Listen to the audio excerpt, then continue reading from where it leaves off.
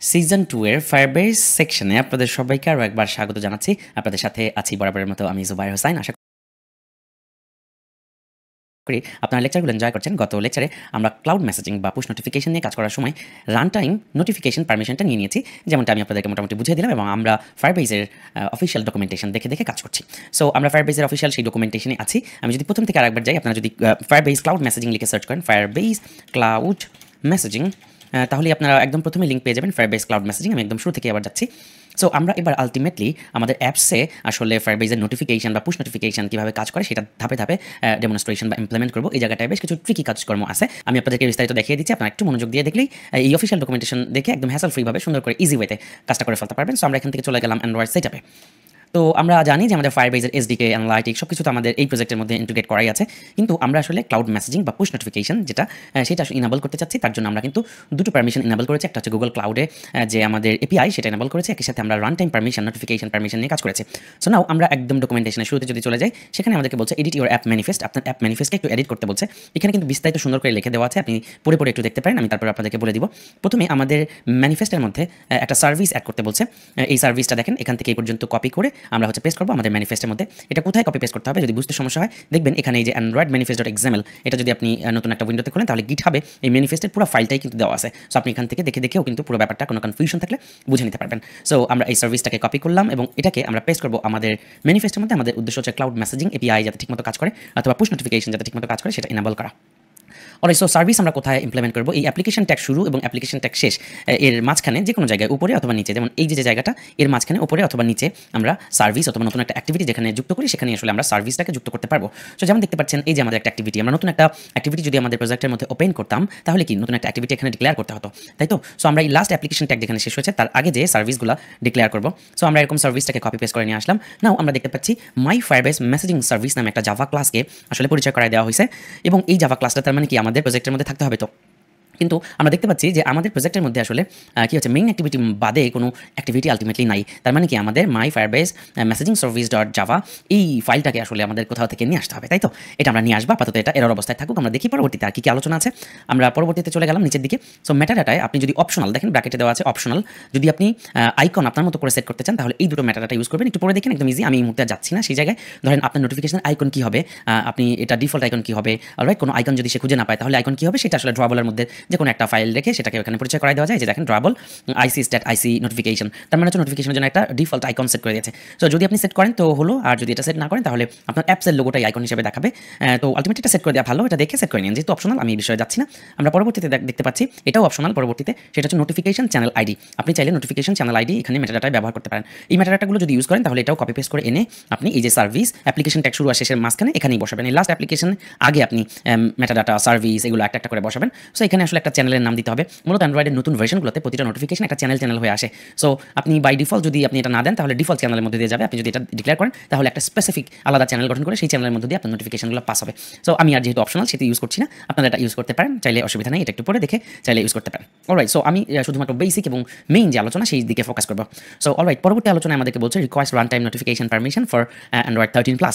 আমরা already run time permission নিয়ে নিয়েছি, নোটিফিকেশন পারমিশন আমরা দুই জায়গায় নোটিফিকেশন পারমিশন নিয়েছি। একটা হচ্ছে আমাদের ম্যানিফেস্টে users permission Android permission post notification, এটা আমরা নিয়ে নিয়েছি। পাশাপাশি আমরা মেইন অ্যাক্টিভিটির মধ্যে একদম অ্যাপস যখন শুরু হয় তখনই আসলে একটা রান টাইম পারমিশন আমরা ইউজারের কাছ থেকে চেয়ে অ্যালাউ করে নিয়েছি। তো এই পর্যন্ত আমাদের হয়ে গেছে। আমরা পরবর্তী নিচের দিকে যাই।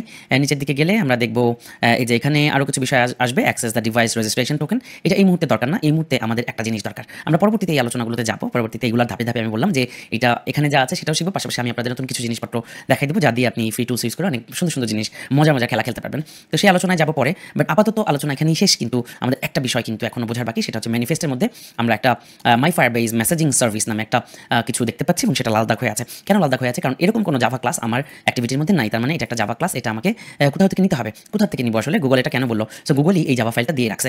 কোথায় দিয়ে রাখছে? এই জায়গায় হয়তো আপনি চেক করলে পেতেও পারেন, আমি নট শিওর, বাট এই যে এই যে দেখেন একটু যদি আমরা নিচের দিক যাই, অ্যাক্সেস ডিভাইস রেজিস্ট্রেশন টোকেনের নিচের দিকে যাই, আপনি এই দিকে খেয়াল করেন এই যে my Firebase messaging service dot Java গিটহাবের লোগো দেওয়া আছে। আপনি এই পেজে একটু ডান সাইডে যদি এই সার্চ করেন, আপনার এইদিকে বোঝার দরকার নেই, তাহলে আপনি my Firebase messaging service dot Java এই যে ফাইলটা মাই ফায়ারবেস মেসেজিং সার্ভিস, এই ফাইলটা কিন্তু অলরেডি গিটহাবে দেওয়া আছে। সো আমরা চলে যাব এটাতে নতুন একটা ট্যাব ওপেন করলাম। তার মানে কি এই যে একটা জাভা ক্লাস গুগলই দিয়ে রাখছে, এই জাভা ক্লাসটা আমি কপি পেস্ট করে নিয়ে আসি, তারপর আপনাদেরকে একদম সহজ করে সুন্দর করে বুঝিয়ে দিব।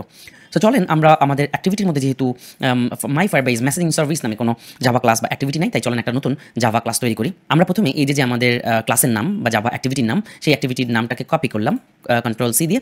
কপি করে আমরা যেটা করবো, এই যে আমাদের প্যাকেজ নেম, এই প্যাকেজ নেমের মধ্যে রাইট বাটন ক্লিক করবো। রাইট বাটন ক্লিক করে আমরা বলবো জাভা ক্লাস। এই জাভা ক্লাসের একটা নাম দিব, এই নামটা দিব মাই Firebase messaging service class.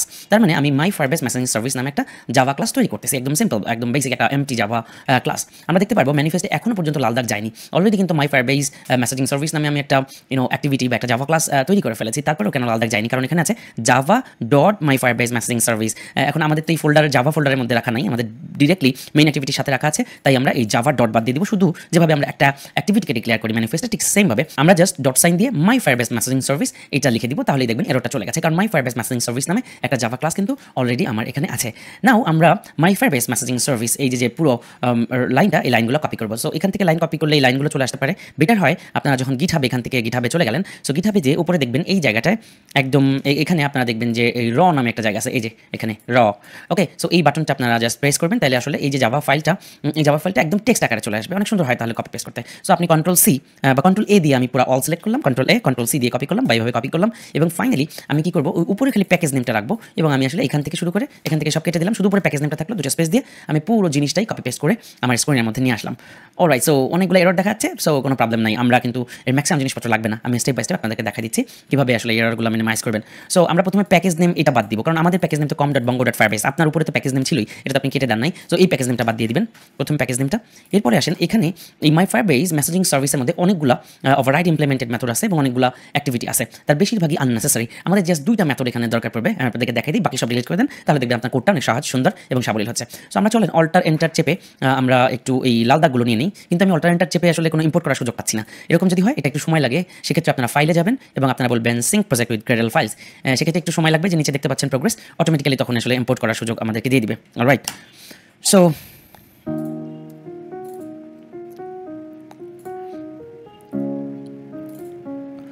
Alright, so এখনো পর্যন্ত আমরা ইম্পোর্ট করতে পারছি না, তার কারণ হচ্ছে আমরা প্রথমেই একটা গোড়ায় গলত করেছি, সেটা হলো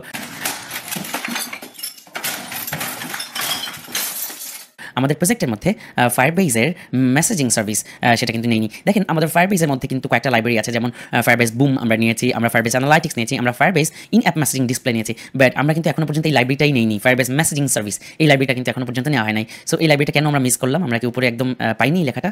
না, এখানে আসলে ওইভাবে লেখাটা পাইনি। আমরা যদি গেট স্টার্টে যেতাম, ইন্ট্রোডাকশনে যেতাম, তাহলে মনে হয় ইন্ট্রোডাকশনটা মিস করে গেছি। অ্যান্ড্রয়েড সেটআপে যদি যাই, এখানে না, এখানে আসলে ওই মেসেজটা বা ওই জিনিসটা ইগনোর করে গেছে, বিধায় আমরা পাইনি। এনিওয়ে আপনাদের বলে দিই, ফায়ারবেস মেসেজিং সার্ভিস যেমন আমরা এর আগের লেকচারে দেখেছি যে আমরা ইন অ্যাপ মেসেজিং ডিসপ্লের জন্য কিন্তু একটা জিনিস আমাদেরকে নেওয়া লেগেছে, একটা library. So Firebase messaging service যেটা আসলে পুশ নোটিফিকেশনের জন্য, এটা নিতে হলেও আমাদেরকে এই সেম একটা এরকম একটা লাইব্রেরি নিতে হবে, এই লাইব্রেরিটা। সো এই লাইব্রেরিটার নাম কি সেটা আমরা খুঁজে বের করতে পারবো। আমরা যদি লিখি ফায়ারবেস অ্যান্ড্রয়েড লিখে একদম শুরুতে যেরকমভাবে add Firebase to your Android project এই শুরুতে একদম চলে যায়, যেখানে আমরা আসলে এসডিকে সেট আপ করেছি, সেখানে এসডিকের একদম নিচের দিকে যেয়ে কিন্তু ফায়ারবেসের কতগুলো লাইব্রেরি আছে সেগুলো দেওয়া ছিল, দেখেন। সো ফায়ারবেস এখানে ইন অ্যাপ মেসেজিংয়ের জন্য, দেখেন ইন অ্যাপ মেসেজিংয়ের জন্য com.firebase ইন অ্যাপ মেসেজিং, এটা কিন্তু অলরেডি আমরা নিয়েছি। ইন অ্যাপ মেসেজিং ডিসপ্লের জন্য এটা নিয়েছি আমরা, ইন অ্যাপ মেসেজিং ডিসপ্লে, এই দেখেন এটা কিন্তু আমরা অলরেডি নিয়েছি ইন অ্যাপ মেসেজিং ডিসপ্লের আগের লেকচারের জন্য। সো আমাদের এখন লাগবে হচ্ছে ফায়ারবেস ইন অ্যাপ মেসেজিং, এটা সম্ভবত ফায়ারবেস মেসেজিং ক্লাউড মেসেজিং, এই যে এটা লাগবে আমাদের ক্লাউড মেসেজিং, এই যে ফায়ারবেস com.google.firebase মেসেজিং, এটা আপনারা দেখবেন টাইটেলে ক্লাউড মেসেজিং এটা। সো আমরা এটা কপি করে নিয়ে গেলাম। এটা কপি করার আগে যেটা হলো, আমরা অ্যানালাইটিক্সের এই লাইনটাকে জাস্ট কপি করি, এবং ফাইনালি আমরা এই লাইনটাকে যে ক্লাউড মেসেজিংয়ের আন্ডারে এটাকে কপি করে এই লাইব্রেরিটাকে ইম্পোর্ট করে ফেলি এই প্রজেক্টের মধ্যে, এবং আমরা সিঙ্ক নাওতে ক্লিক করে দিই, তাহলে আসলে আমাদের প্রজেক্টের মধ্যে ফায়ারবেস মেসেজিং এটা চলে আসবে। এই লাইব্রেরিটা আসা মাত্রই আমরা কিন্তু দেখতে পারবো আমাদের ফায়ারবেস মেসেজিং সার্ভিস এই জিনিসপত্রগুলো অটোমেটিক্যালি আমাদের প্রজেক্টের মধ্যে চলে এসেছে, আর নতুন করে ইম্পোর্ট করা লাগছে না। সো এখানে বেশ কিছু মেথড আছে, আমি পরবর্তী লেকচারে আপনাদেরকে এই জাভা ক্লাসটা, এই মাই ফায়ারবেস মেসেজিং সার্ভিস, এটা আসলে একটা যেটার এক্সটেনশন আসলে ফায়ারবেস মেসেজিং সার্ভিস, এই জাভা ক্লাসটা নিয়ে একটু আলোচনা করবো, এবং এটার মধ্যে কোন কোন মেথডটা আপনার জন্য জরুরি, কোনটা লাগবে, কোনটার মানে কি, আমি আপনাদেরকে বিস্তারিত বুঝাই দিলেই আপনারা খেল খতম, আপনারা নোটিফিকেশন পাঠাতে পারবেন বিভিন্ন চ্যানেলের মধ্যে দিয়ে, এবং ফাইনাল খেলার দিকে আমরা অগ্রসর হতে পারবো। দেখা হচ্ছে পরবর্তী লেকচারে।